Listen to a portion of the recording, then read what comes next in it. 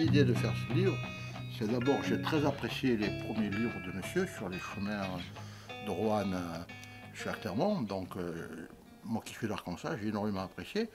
Et de fil en aiguille, pourquoi pas rétablir un livre sur la coutellerie tiernoise, parce que nous, en tant que sabatiers, on nous dit souvent, mais monsieur, c'est des couteaux chinois. Ah non, non, tout est fabriqué chez nous. Monsieur connaît l'origine des sabatiers d'Arkansas, donc on a un caveau là-bas de Jean-Augustin Sabatier, donc à partir de là, on a trouvé à Dorson l'origine, et puis de là, c'est passionnant, donc moi je me suis passionné pour ça, monsieur aussi, donc on a établi l'historique sur 4 siècles. On a fait beaucoup de réunions sur un an. Ça a été un duo, un duel. Un duel? Oui, Parfois. de mots. On a été aux archives départementales, aux archives Municipal. de la ville de Thiers. Et là, on a eu la vérité. Tout ce qu'on écrit sur le livre, on les prouve avec des documents. On a eu cette chance extraordinaire de trouver, donc, les Bournillas avaient leurs propres archives chez eux, donc j'ai pu les consulter. Et chance extraordinaire, on a découvert que les archives des sabatiers du Moutier étaient au château de Dorson.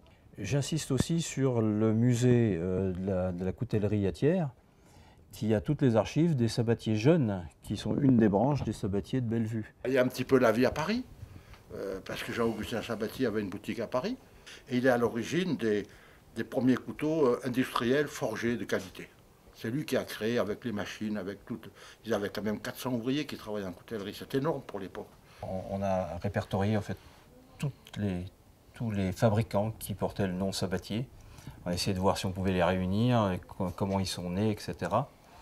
Et donc il y a deux grandes familles dedans, hein. Les sabatiers du Moutier, mais aussi, il ne faut pas oublier les sabatiers K, et eux continuent. Leur nom est devenu très connu, donc tout porteur du nom Sabatier, à un moment donné, a eu l'idée, évidemment, surtout s'il est coutelier, de fabriquer sa propre marque en ajoutant quelque chose devant ou derrière le mot Sabatier. Ça faisait vendre, évidemment. L'histoire des marques sont très claires. À partir de, je pense, 1860, on doit tous différencier les uns des autres avec une marque différente. C'est-à-dire, il y a le mot Sabatier, plus un lion, plus un éléphant, plus des diamants.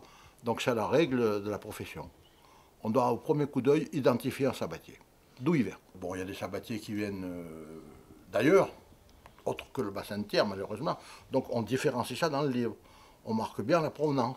Ce qu'il y a dans le livre, il n'y a pas que ça. C'est pas que l'histoire des sabatiers, c'est aussi une nouvelle histoire de la coutellerie thiernoise.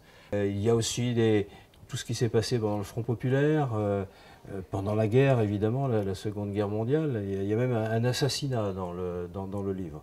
Parce que en recherchant à contextualiser toutes ces vies, on s'est aperçu qu'il y avait des pans entiers de la coutellerie thiernoise qui n'avaient pas été traités dans aucun livre à l'heure actuelle.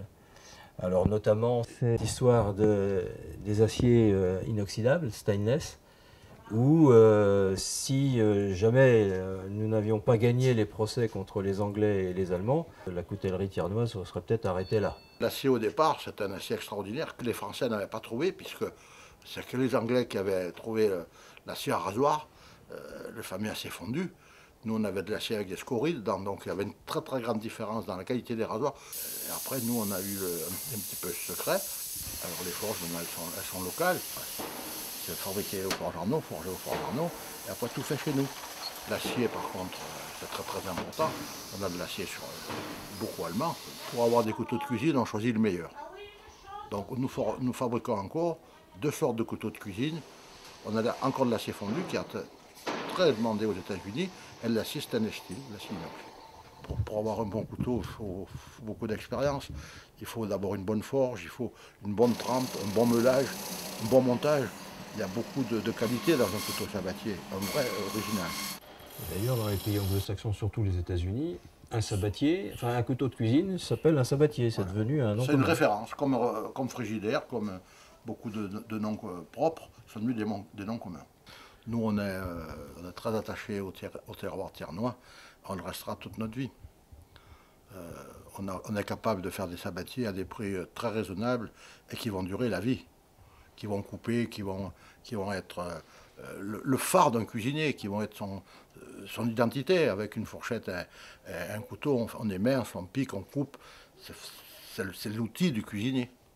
Alors, je vais faire un peu de commercial. C'est aussi un beau livre parce qu'il est cartonné. 12 pages couleur à l'intérieur. Et il n'y a pas que le fond, il y a aussi la forme. Donc ça pourrait être un beau cadeau pour la fête des pères, par exemple.